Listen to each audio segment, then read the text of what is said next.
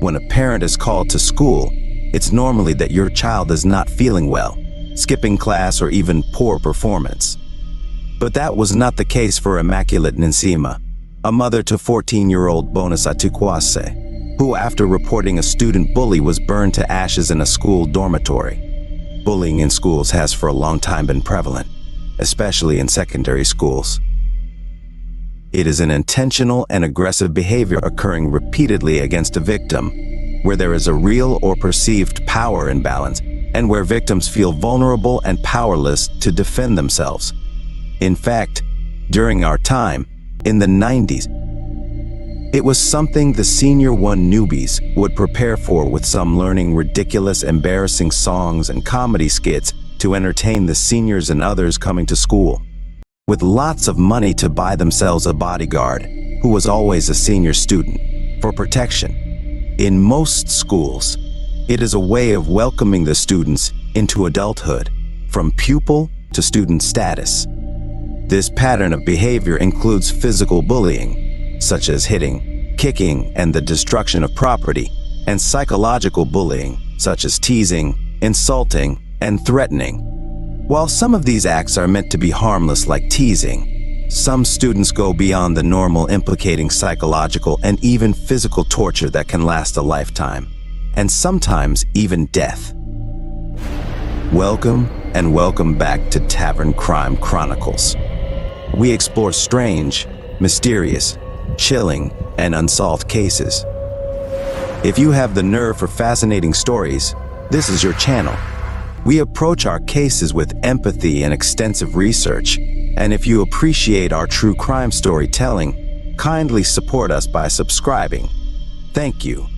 Today's story takes us to Ntungamo district in the western part of Uganda, formerly part of Ankole Kingdom, a traditional monarchy that dates back to the 18th century. Ntungamo district is the birthplace of the current president of Uganda, Yoweri Kaguta Museveni, and his wife, Janet Museveni Kataha. With an area of about 800 square miles, Ntungamo boasts of the largest farms with longhorned cattle, supplying milk and beef to its neighbors. With tourism in Uganda a booming activity all year long, one cannot go past the hot springs and bird watching in Ntungamo while on their way to see the mountain gorillas in Bwindi impenetrable forest.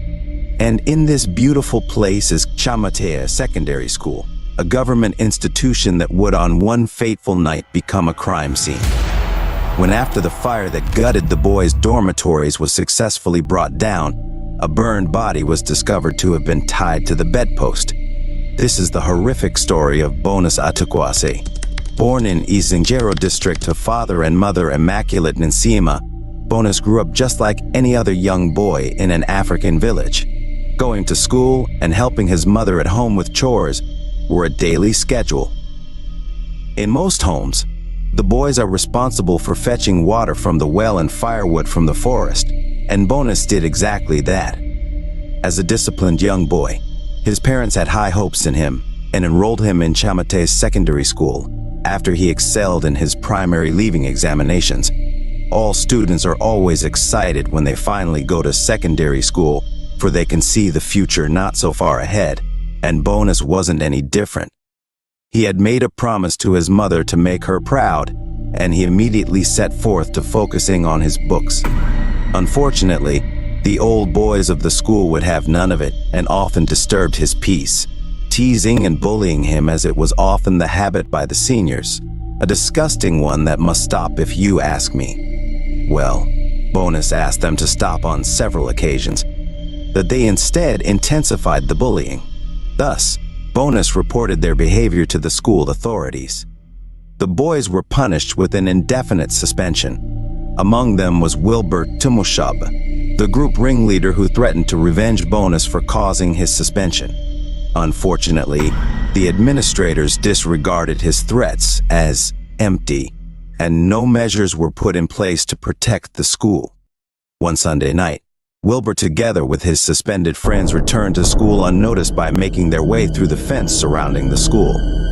With him was a jerrycan of petroleum fuel that he hid in the thicket behind the dormitory.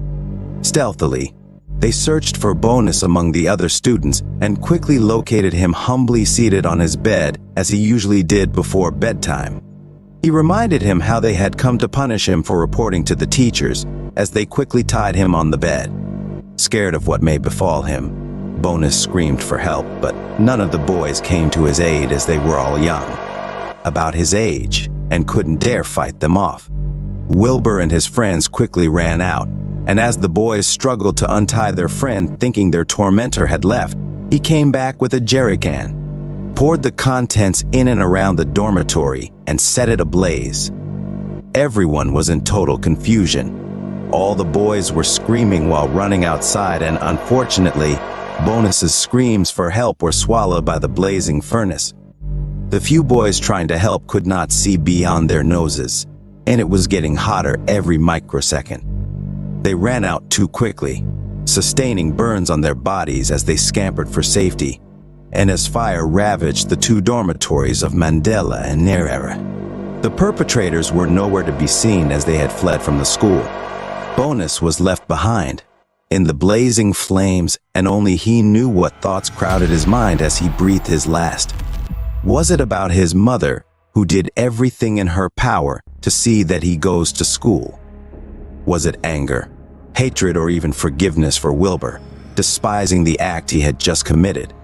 Only God knows, for on that bed, tied to the bedpost, Bonus unfortunately lost his life.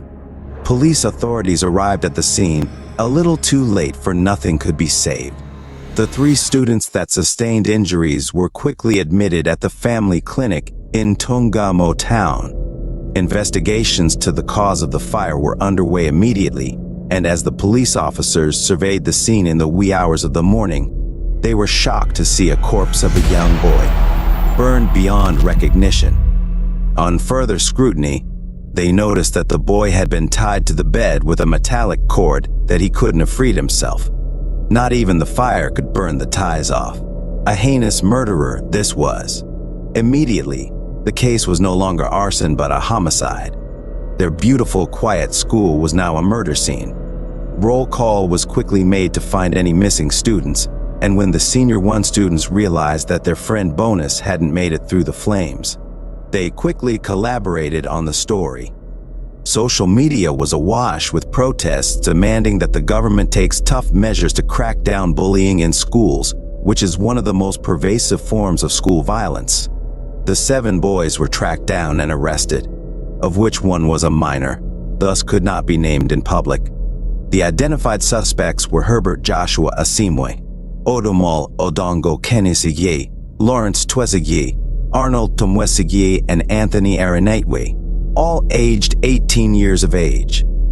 Appearing before the Ntungamo Grade 1 magistrate, Ms. Mariam Namubiru, they were charged with murder, arson, and 175 other counts of malicious damage to property. They were remanded to prison after being advised not to take plea, because their offenses were capital in nature. The 16-year-old is remanded at Kabale Remand Home, while the rest are remanded in Tungamo Government Prison awaiting their sentence. And this pretty much sums up our case for today. Tell me, what do you think about this chilling case, by the way? For me, as a parent, it sends cold shivers down my spine knowing that sending my child to school isn't guaranteed safety, for anything can happen. And what are your thoughts about bullying in school? I think it's completely despicable and should be given maximum punishment, for however minor the teasing, the effect is eternal. Well, if you like the way we presented this case, or are even interested in real crime documentaries, don't forget to subscribe, like the video, and even share the thrills with your friends who may like the same.